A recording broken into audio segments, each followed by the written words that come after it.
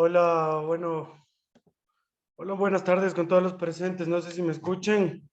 Voy a esperar un poquito para que se puedan conectar los demás participantes. Hasta eso les voy a compartir las diapositivas.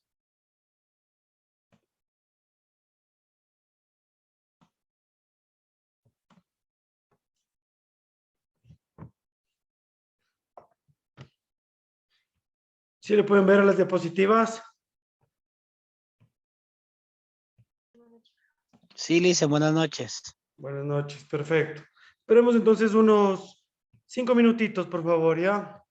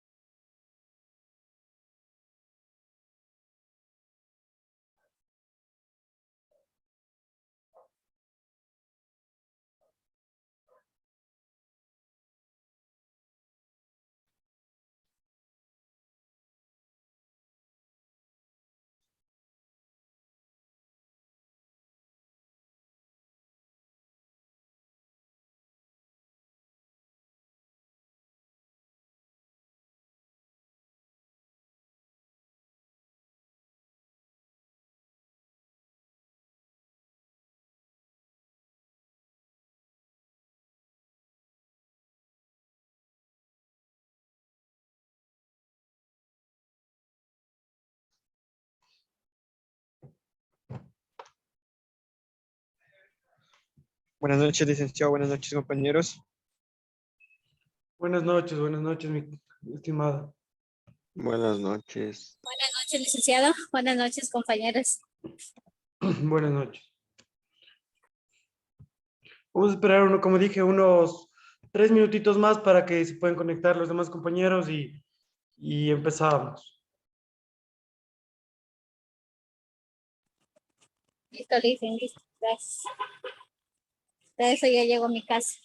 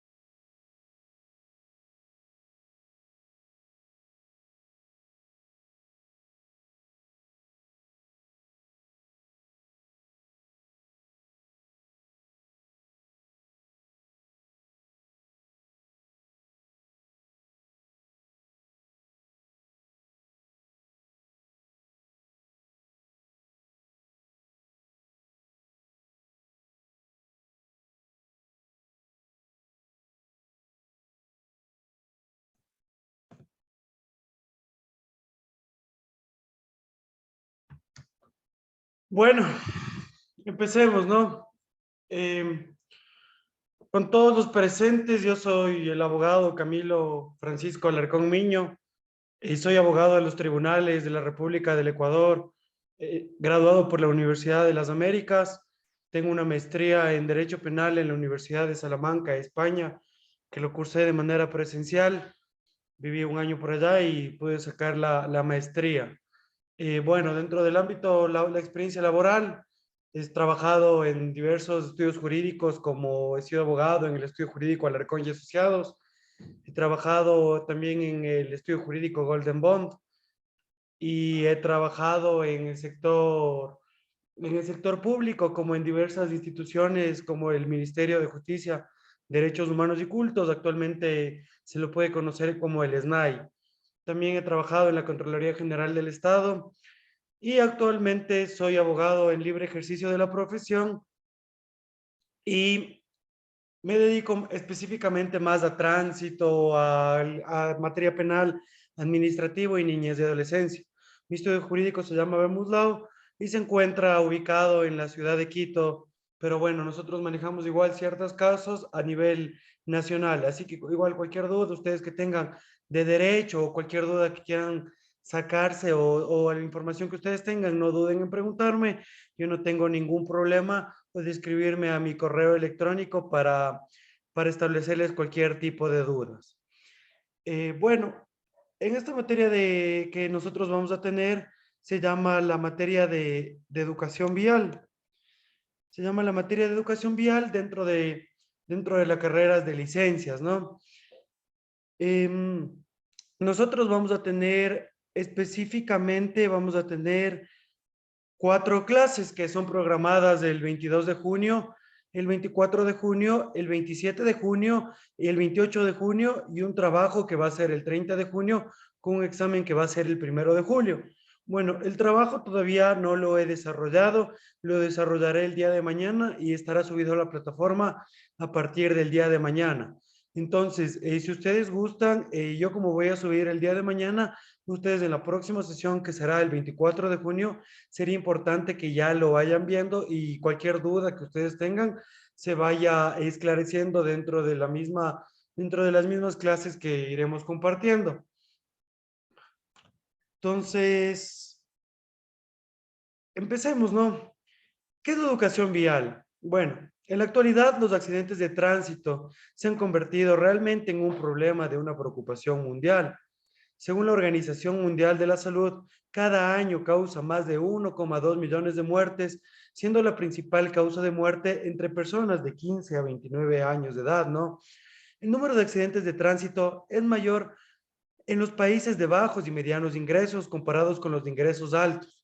Estos accidentes no solo representan un gran impacto para la salud, sino también frena el desarrollo de los países. En nuestro país, las estadísticas de los accidentes de tránsito han seguido la tendencia mundial. Según la Agencia Nacional de Tránsito, que es el principal ente encargado dentro de la administración de tránsito, bueno, a pesar de que tengamos un ministerio y de que también se ha encargado el órgano competente, ¿no? Las principales causas de accidente de tránsito para el 2016 fueron las distracciones durante la conducción, el exceso de velocidad, el irrespeto de las señales de tránsito, no mantener la distancia prudencial entre vehículos y no ceder el derecho de vía. Aunque el país está, aunque el país está realizando acciones lineales al diseño de la acción de la seguridad vial dentro de las últimas políticas del 2011 al 2020 de la ONU, las acciones son puntuales y de efectividad moderada.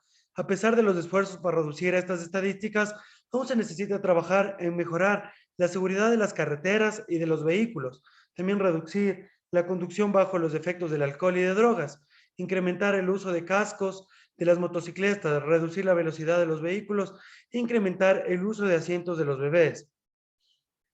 Los dos primeros son decisiones gubernamentales o de empresas privadas. Sin embargo, el resto puede ser cambiado mediante la educación vial.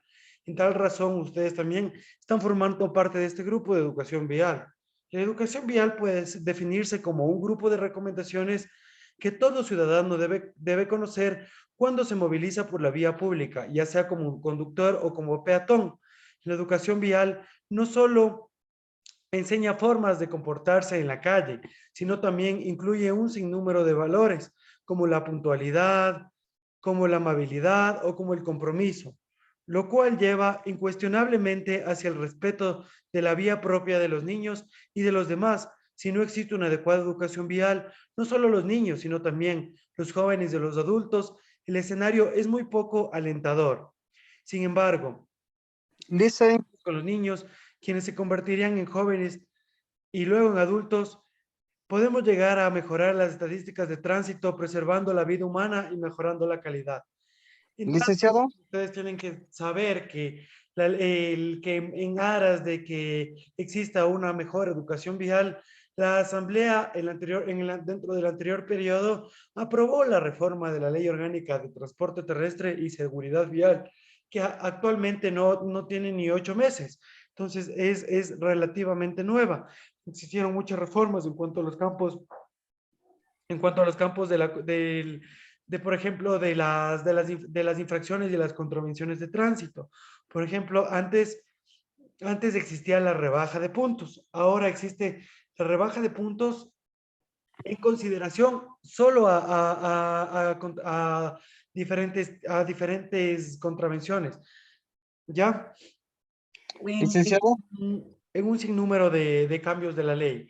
Bueno, además de la educación, de esto que les menciono, la educación vial se define como una serie de medidas y recomendaciones que todo individuo debe conocer al momento de transitar por la vía pública, ya sea como conductor de cualquier tipo de vehículo, automóvil, motocicleta o bicicleta, o como peatón. licenciado, La educación vial es parte importante dentro de lo que la formación ciudadana licenciado.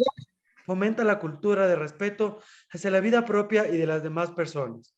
La educación vial tiene como finalidad guiar a los individuos mediante los reglamentos y señales de tránsito para que así se disminuyan los accidentes y se pueda disfrutar de los espacios públicos con mayor seguridad.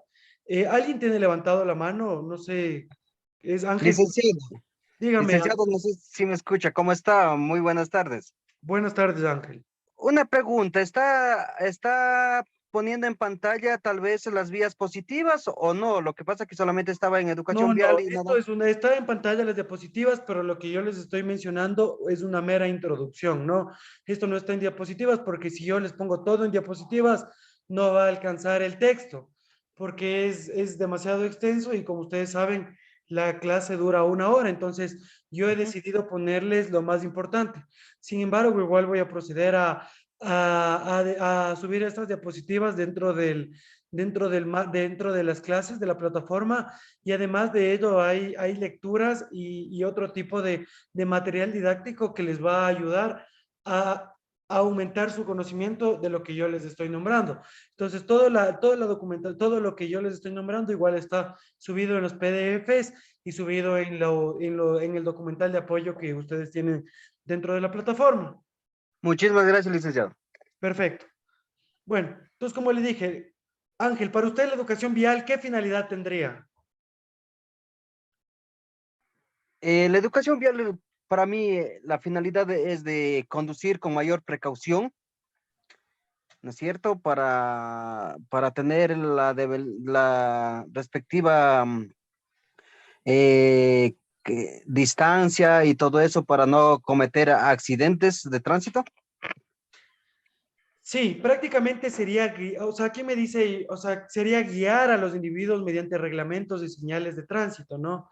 Ujú. Para que así se disminuyan los accidentes y se pueda disfrutar de los espacios públicos con mayor seguridad. Por eso es específicamente que en materia de tránsito es una materia especial y tiene su propia ley, su propio reglamento. Entonces, no es una materia general, sino una materia como tal especial.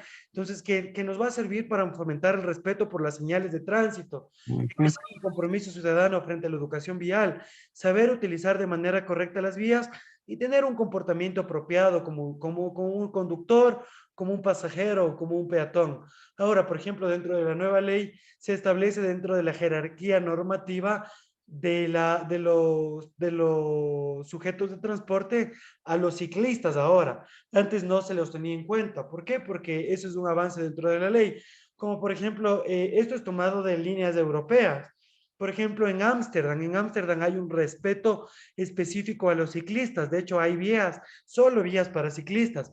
Y es un poco peculiar que, por ejemplo, allá, en caso de que un ciclista golpee a un peatón que esté cruzando por la vía, el ciclista tiene la prioridad, porque son vías específicas para ciclistas. Entonces, como tal, esto sirve para específicamente la educación vial, para tener un comportamiento apropiado, ¿no? Tanto como conductor, pasajero, peatón, y ahora también tenemos a los ciclistas. Entonces, este tipo de educación recibe el apoyo de los entes gubernamentales, siendo uno de los requisitos antes de otorgar las licencias de conducir. Entonces, obviamente ahora ustedes verán que para poder obtener una licencia de conducir, tenemos que tener una específica educación vial.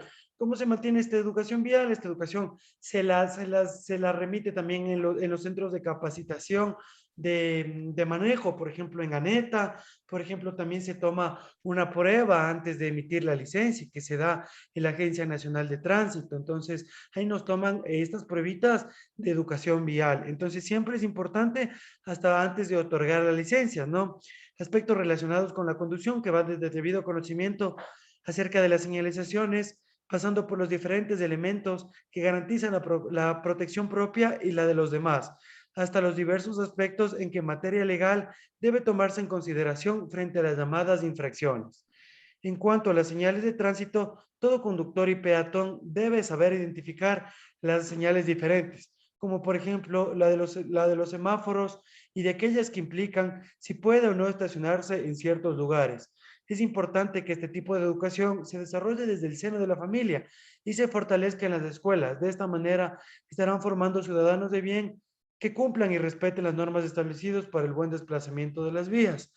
Por ejemplo, dentro de la nueva Ley Orgánica de Transporte Terrestre y Seguridad Vial, también nos menciona que el Ministerio de Educación será un órgano competente para emitir una malla curricular en referencia a la educación vial. Entonces, ahora la educación vial se va a promulgar dentro de los colegios, ¿no?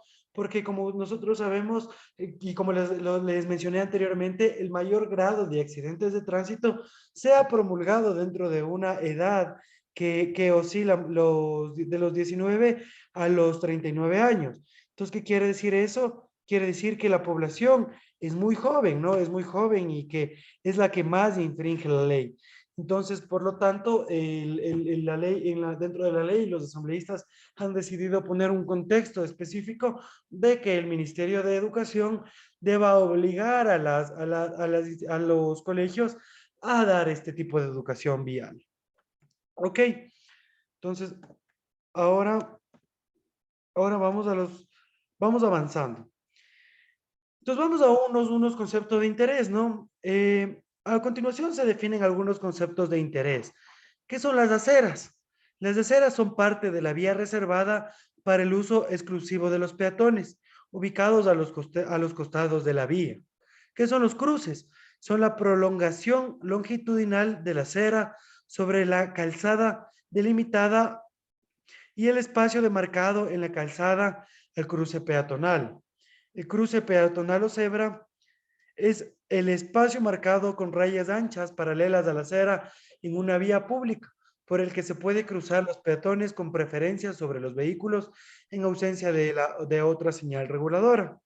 Entonces, es muy importante que si es que uno viola el cruce peatonal, es como que violara cualquier tipo de vía o señal reguladora, ¿no? El cruce peatonal con semáforo es la zona señalizada para el paso de peatones regulada por un semáforo peatonal o vehicular. Este contenido puede trabajarse con los niños y niñas de nivel inicial, así como los que se encuentran en un subnivel de preparatoria, porque como ustedes han visto, hay normalmente estos cruces más de peatonal con semáforo existen en las calzadas de las escuelas o colegios. ¿Ok?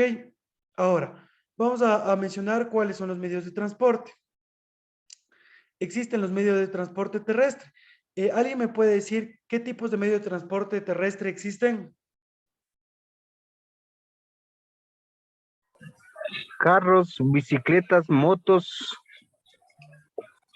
Sí, perfecto. Verán, ahorita bueno, ustedes como las personas que se van conectando, las personas que van actuando me van diciendo, por favor, su nombre y yo ya les voy anotando. Es más, me esperan un momentito porque yo voy a coger un papelito para poder ir anotando las personas que van actuando para yo tomarles en consideración en el momento del trabajo igual. Me esperan un momento, por favor.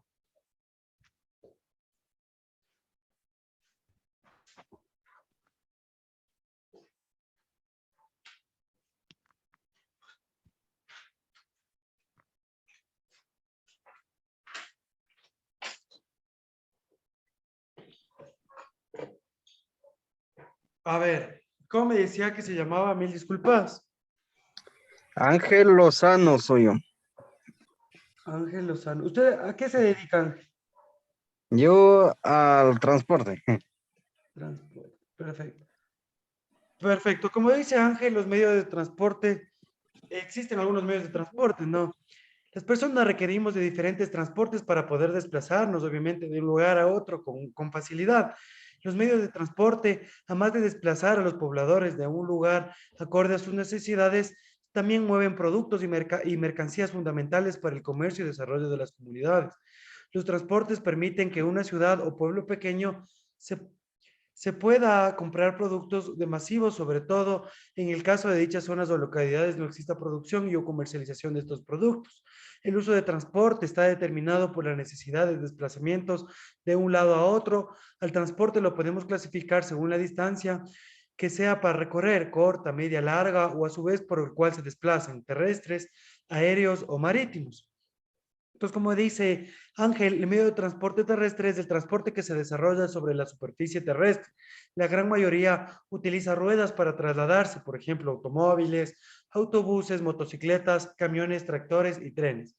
Entonces, es muy importante saber los medios de transporte porque, como sabemos, mueven productos, mueven peatones. Ahora, específicamente, podemos delimitar nosotros de lo que actualmente está pasando en nuestro país, que es el paro nacional del 2022, que se ha visto violentado por una alza de, bueno, en general otras peticiones también, pero una de las peticiones más fuertes que ha existido dentro de este paro nacional, como podemos ver, es el alza de los combustibles. Entonces, esta alza de combustibles, una de las cosas que influye más es a los medios de transporte como tal. Entonces, si es que no hay un medio de transporte o no hay este abastecimiento de combustibles, la vida obviamente se va a encarecer. ¿Por qué? Porque no podemos transportar peatones, no podemos transportar el tema de servicios básicos, como por ejemplo yo ahora me sorprendió, de hecho, acudí a una tienda. Entonces, acudí a una tienda y fui a comprar cebolla. Entonces, pregunté cuánto estaba una cebolla y me querían vender en $3. Imagínense acá en Quito. Entonces me dijeron que la cebolla valía una cebolla $3. ¿Y por qué? O sea, por este medio porque los medios de transporte no han llegado acá, no han abastecido a la ciudad de Quito, no se encuentra aquí con los bienes básicos para poder abastecer a la ciudad. Entonces, tenemos que tener en consideración que los medios de transporte son muy importantes, ¿no? Ahora, en medio, también existen los medios de transporte aéreo. El transporte aéreo es el desplazamiento controlado a través de aeronaves impulsadas por sus propios motores o con capacidad de planear. A través de este medio de transporte se movilizan personas que reciben el nombre de pasajeros y también equipaje o grandes cargas desde un lugar hacia otro. Generalmente distante a muchos kilómetros, ejemplos de helicópteros, avionetas y aviones. Entonces, esto es un transporte aéreo que más nos sirve para desplazar de lugares realmente lejos, ¿no? Y finalmente, el medio de transporte marítimo o fluvial, que es el transporte marítimo, permite, como su nombre lo indica, el traslado de personas y mercancías a través del mar y de ríos. Ejemplo, existen barcos, buques y también las canoas que pueden trasladar de un lugar a otro, pero por vía fluvial o marítima. ¿Cuáles son las señales de tránsito? Las señales de tránsito. ¿Quién me puede definir qué son las señales de tránsito?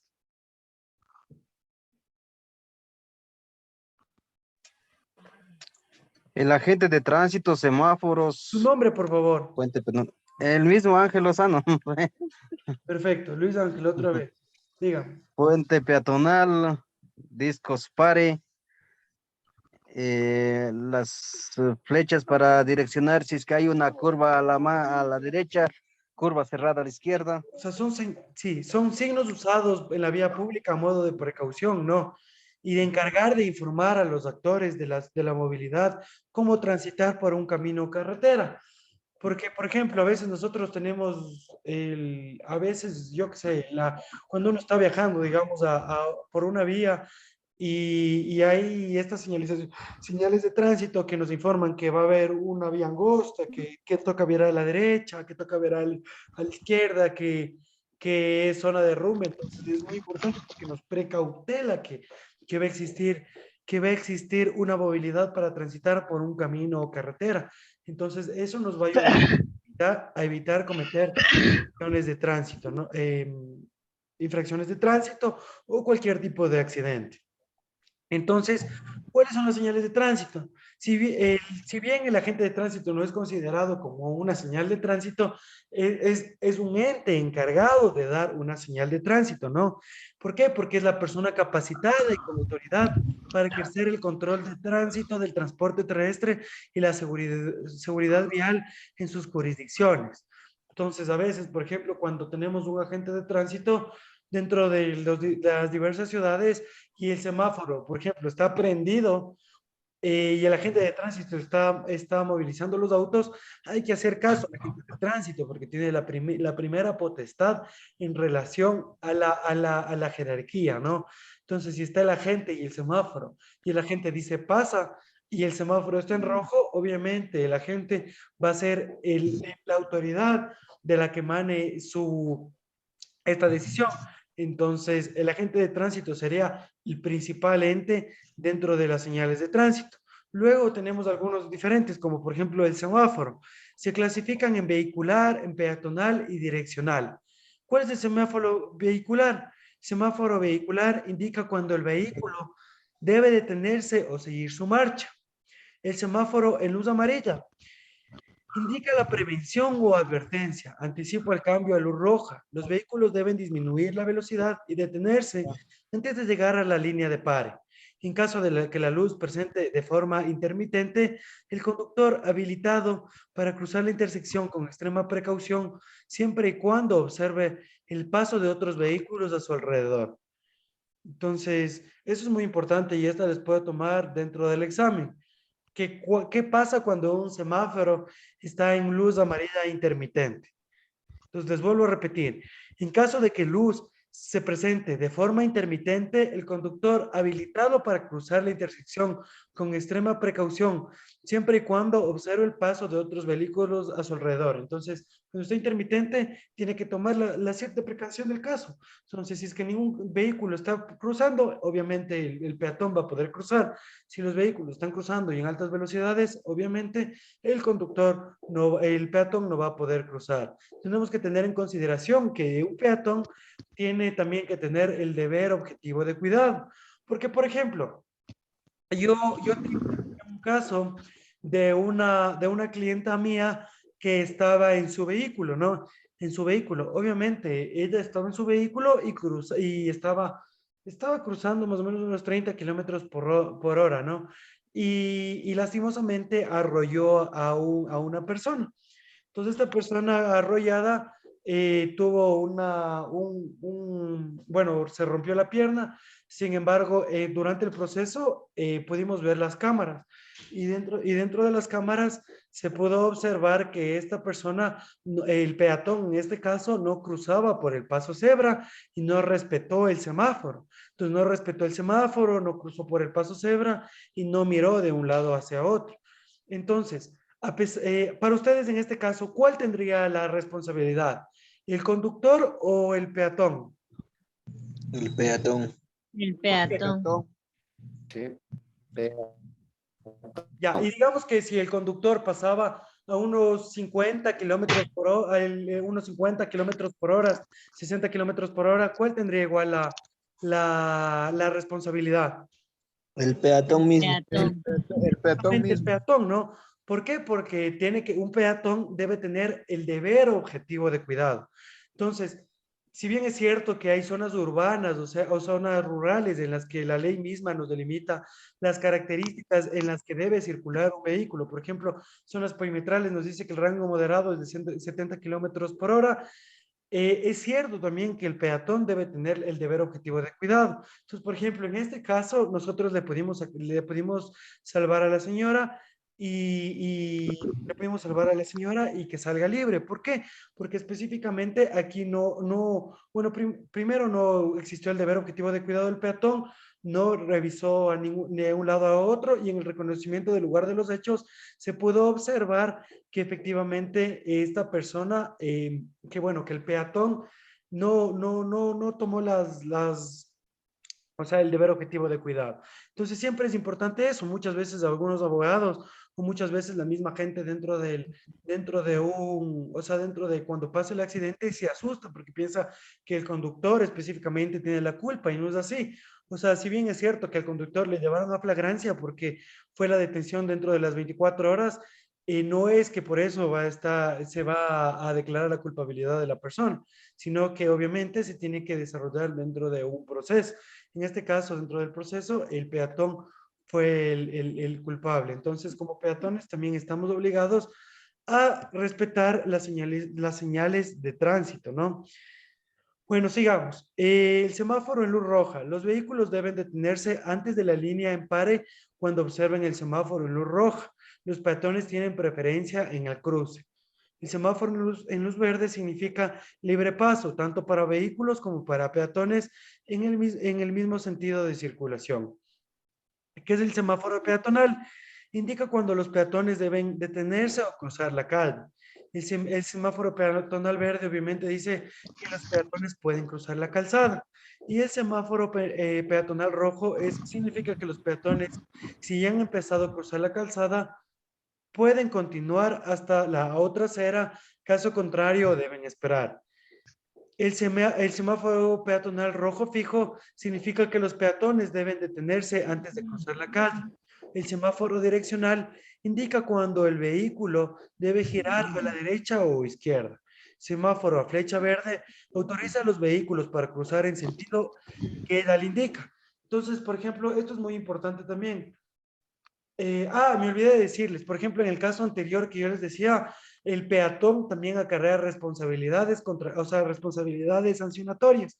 Porque, por ejemplo, en caso de que en este caso, bueno, no específicamente en el caso que yo tuve, porque nosotros cerramos ahí el proceso, pero nosotros podíamos solicitar a la persona que pague una compensación económica por no haber cumplido el deber objetivo de cuidado, que estas sanciones hasta van hasta los 2 salarios básicos unificados del trabajador por una sanción. ¿Ok? Eso tampoco muchos abogados lo saben, pero eso existe en la nueva ley orgánica de transporte terrestre y seguridad vial.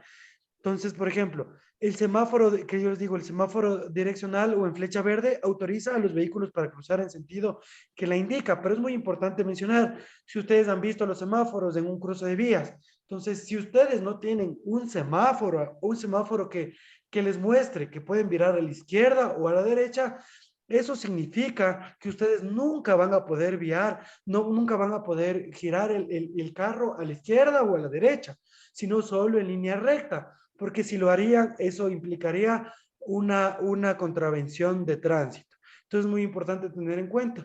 Eso, por ejemplo, también me ha pasado con agentes de tránsito aquí en Quito que yo he cruzado, ¿no? He cruzado cuando en línea recta me lo permite el vehículo, he ido para la izquierda. Y los agentes de tránsito me han detenido y me han querido multar porque no ha existido, obviamente, un semáforo que nos diga que se puede virar para la izquierda. Entonces, en las intersecciones. Entonces, esto también es importante. Perdón un momentito, voy a prender la luz porque no se ve. Ok. Ok, ¿qué es el puente peatonal? El puente peatonal forma parte de la infraestructura de una ciudad y permite que los peatones se trasladen desde un punto a otro sobre las vías de tráfico, cuerpos de agua u otros. El disco pare. ¿Qué me puede decir qué es el disco pare? Una señal reglamentaria que obliga a la detención del vehículo antes de un cruce de vías. Perfecto. ¿Cómo se llama usted? Wagner Torres. ¿Perdón? Wagner Torres. Wagner Torres. Ya. Sí, específicamente, como nos dice Wagner, la señal pare es una señal de tráfico reglamentaria, ¿no? Que indica en las intersecciones la obligación de detenerse antes de continuar la marcha. Se utiliza para regular el derecho preferente de un paso de un cruce de calle. Cuando en un cruce exista buena visibilidad, solamente se utilizan las señales de cede el paso, pero caso contrario, se utilizará la señal de pare. Entonces, ¿cuáles son las normas básicas de tránsito? Las normas de tránsito son las normas que regulan el tráfico o circulación de vehículos. La Ley Orgánica de Tránsito, Transporte Terrestre y Seguridad Vial y el Reglamento de la Ley Orgánica de Transporte Terrestre, Tránsito y Seguridad Vial nos establece que las normas de aplicación a la que están sujetas los conductores, peatones, pasajeros y operadores de transporte, así como las regulaciones para los automotores y vehículos de tracción humana, animal y mecánica que circulen, transiten o utilicen las carreteras y vías públicas o aquellas vías privadas abiertas al tránsito y transporte en el país. ¿No? El respeto de normas el respeto de normas y señales que nos menciona que para disminuir los riesgos de sufrir siniestros en vías es necesario que peatones, ciclistas, motociclistas y automovilistas, es decir, todos los actores de la movilidad, respeten y cumplan las normas de tránsito. Ahora, la función de las señales de tránsito, la función de cada una de las señales de tránsito consiste en alertar al conductor para que tome precauciones al momento de transitar la vía pública y evitar siniestros. Las principales señales de tránsito están divididas en 3 grupos y se diferencian por sus colores y formas. La clasificación son las siguientes. ¿Alguien me puede decir cuáles son las principales señales de tránsito? ¿Se han escuchado? Y que se diferencia por sus colores, ¿no? Y formas, como yo les digo. ¿Sabe alguien? Esta es Señales en la prueba, en reglamentarias este caso. informativas y preventivas. Exactamente. Es las de señales de tránsito preventivas, regulatorias e informativas. Entonces, esto sería importante que las anote. Las señales de tránsito preventivas, su propósito es advertir a los usuarios la existencia de ciertas situaciones de riesgo que se presentan de manera imprevista en la vía, las cuales pueden ser de forma permanente o temporal. Las señalizaciones de tránsito regulatorias tienen como finalidad notificar tanto a peatones como conductores las prioridades, el uso de vías, así como las prohibiciones, obligaciones y autorizaciones existentes. Y las señalizaciones de tránsito informativas tienen como propósito guiar y entregar a los usuarios la información necesaria para que puedan llegar a sus destinos, para dar a conocer acerca de las distancias a ciudades y localidades, kilometraje de rutas, nombres de calles, lugares turísticos, servicios de usuario, entre otros.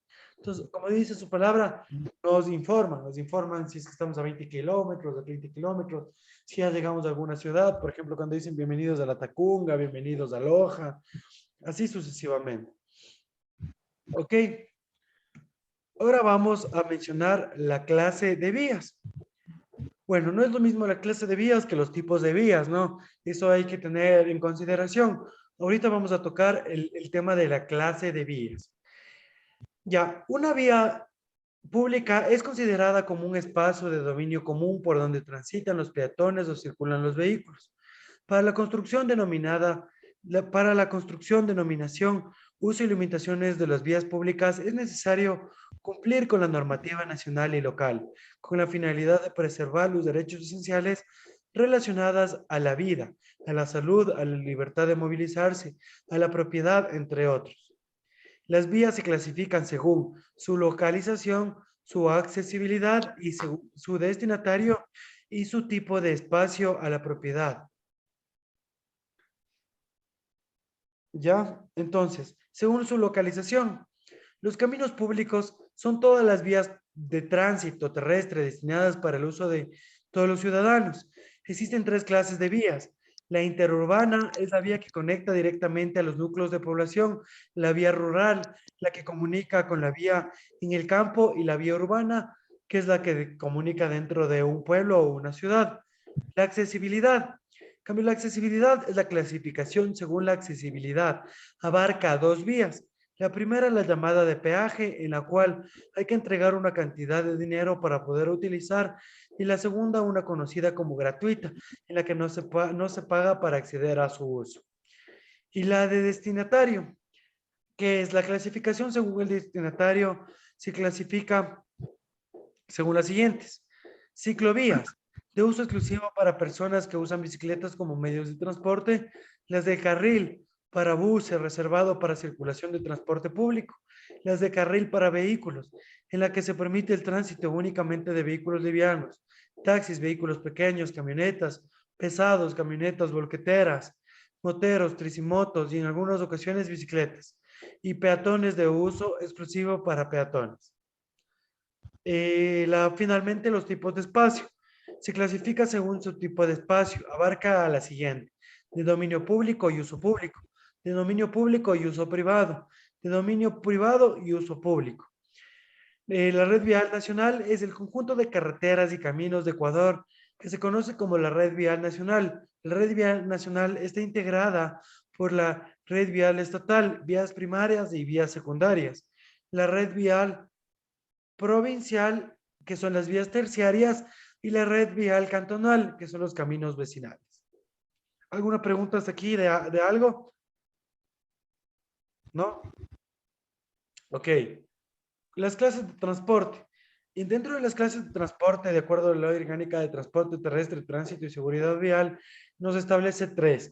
Sí sería importante que ustedes le lean cuáles son las clases de transporte para que ustedes tengan conocimiento, y yo igual les voy a dar dentro de estas clases, les voy a dar, aunque no es materia de educación vial, me parece muy, o sea, sí es materia, pero no tanto, pero me parece muy importante. Me voy a tomar unos 20 minutitos para darles, pues en la próxima clase o la tercera clase, para darles cuáles son las principales reformas de la Ley Orgánica de Transporte Terrestre y Seguridad Vial, porque a ustedes les va a servir un montón para que tengan conocimiento hasta cuáles son, cuántos tipos de contravenciones existe y qué cambios de existir. Entonces sí me parece importante que ustedes la conozcan, porque como somos también agentes de tránsito, al ser peatones, al también conducir vehículos y algunos ser transportistas, entonces sí es importante que conozcan estas principales reformas que yo les voy a nombrar. Pero bueno, estas clases de transporte también se encuentran en la Ley Orgánica de Transporte Terrestre y Seguridad Vial. Sí sería importante que se peguen una lecturita de la ley, ¿no? Entonces, ¿qué nos menciona? Que hay 3, que es la pública, la comercial y la privada. Los medios de transporte público brindan de servicio de transporte a las personas que viven en una ciudad o una población, trasladándose de un lugar a otro a cambio de una cantidad específica de dinero.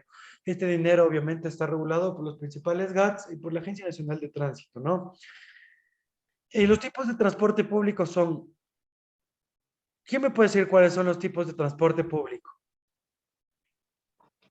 Los autobuses, los taxis. Sí, se llaman así, pero se llaman más allá Taximoto. de transporte de taxis, autobuses, los podríamos denominar como transporte Servicio urbano, público. transporte interurbano, transporte turístico, transporte escolar e institucional y transporte de carga. Entonces, por ejemplo, los transportes, los autobuses estarían dentro de los transportes urbano, interurbano, ¿no? Porque, bueno, hasta a veces hasta turísticos, porque entraría dentro de esta, o escolares también, más no de cargas. Entonces, sí es importante mencionar que no serían los autobuses, sino eso, sino son urbanos, interurbanos, turísticos, escolares y de carga. Entonces, el transporte urbano se le conoce también como un transporte colectivo de pasajeros. A diferencia del transporte privado, los viajeros de transporte público tienen que adaptarse a los horarios y a las rutas que ofrezca el operador, y dependen en mayor o menor medida de la intervención regulatoria del Estado. Dentro de la ciudad se puede utilizar los siguientes tipos de transporte: el tren. Bueno, aquí ya no hay tren, pero en otros países no, aparte del tren podemos contar con el metro. El metro, ya estamos aquí con un metro en Quito, por ejemplo, que me parece una de las mejores obras que puede existir a nivel mundial de movilización, porque aparte de abaratarnos costos, nos abarata tiempo, que es lo más importante para mí en un sistema de movilización. Entonces, para mí, una obra macro es el tema del metro, porque es una obra que, si queremos ser una ciudad totalmente desarrollada, una ciudad que se puede equiparar a metrópolis, debemos tener un sistema de transporte tal y como el metro, ¿no? Lastimosamente aquí en Quito, yo no sé qué está pasando, creo que es un sistema más de política y de comunicaciones. Creo que aún no se ponen de acuerdo en el tema específico de cuánto se va a cobrar a los pasajeros, pero a mi criterio el tema del metro de Quito es una de las obras más grandes que puede existir, porque por ejemplo, Bogotá tampoco tiene metro. Imagínense, y Bogotá es una ciudad más grande que nosotros, y es una ciudad que se puede ver, es más, o sea, se podría decir que está bastante desarrollada. pero sin un sistema correcto de movilización como un metro, puede ser que una ciudad esté en vías de desarrollo. En cambio, Medellín, con la construcción del metro, ha tenido un avance de 20 años en relación a Bogotá. Entonces, podemos entender que es una obra macro y que todas las ciudades grandes de verdad lo tienen, ¿no? Entonces, aquí, bueno, tenemos como una característica el transporte urbano, el tren, que como, bueno, ya no existe, ahora es una reliquia aquí que ya ni siquiera se está usando, porque ahora hasta la empresa pública de trenes fue disolvida por el gobierno, ¿no? Pero el tren consiste en una serie de vagones conectados que generalmente circulan sobre carriles de riel permanentes y se los utiliza para transportar de un lugar a otro pasajeros o mercancías.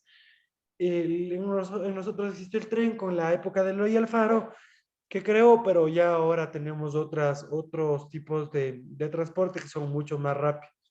El metro, como les digo, es un sistema de transporte más rápido y con mayor capacidad que el tren ligero.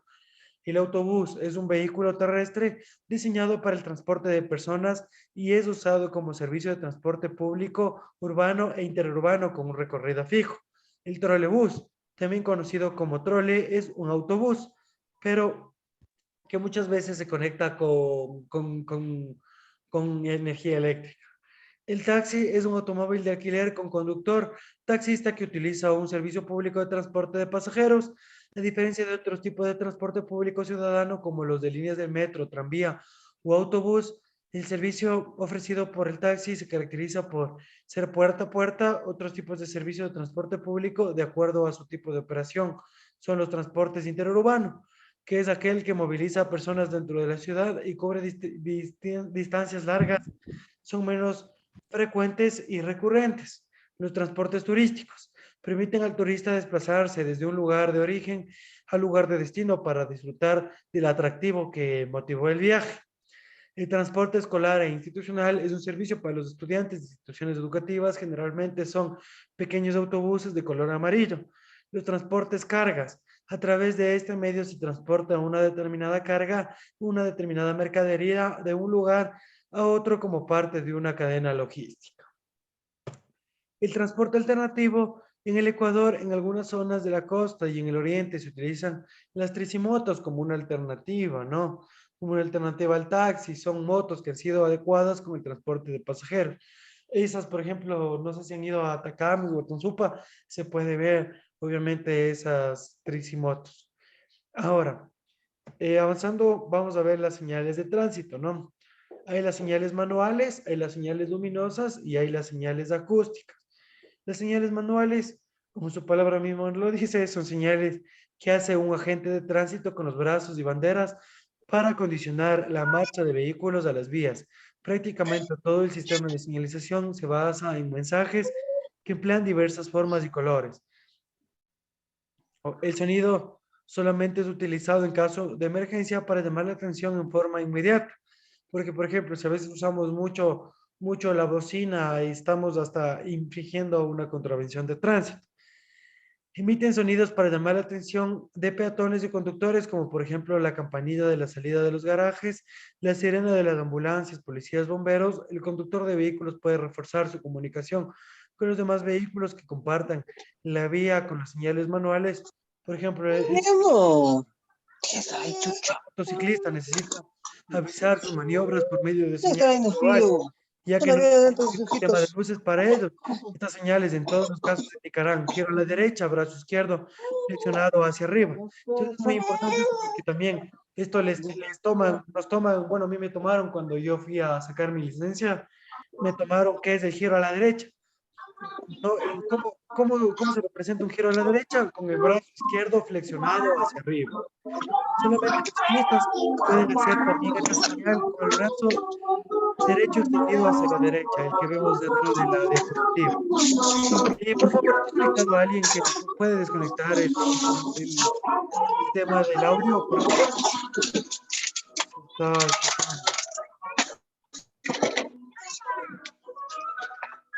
Compañero Claudio, por favor, ayude desconectando el micrófono.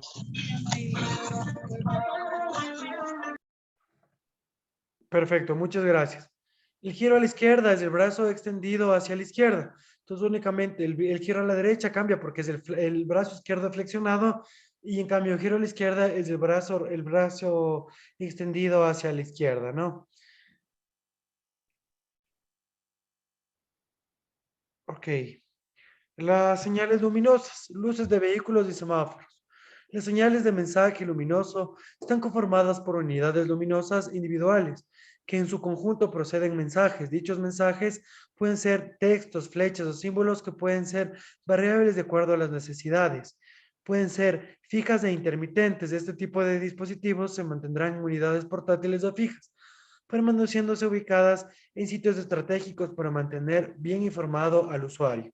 Y las señales acústicas corresponden a las señales sonoras codificadas, emitidas y difundidas por medios de un dispositivo, en la que no existe intervención de la voz humana. Entre las señales acústicas más representativas podemos encontrar las sirenas, las bocinas, que deben